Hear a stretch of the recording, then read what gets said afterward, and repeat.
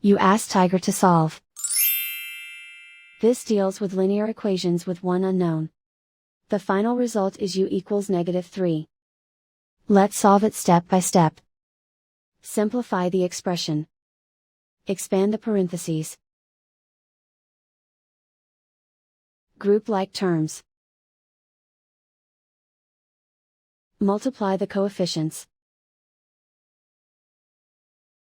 Simplify the arithmetic.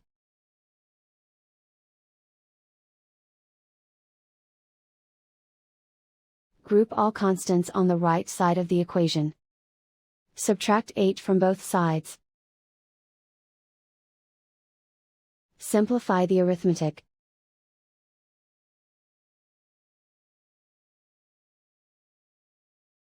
Isolate the u.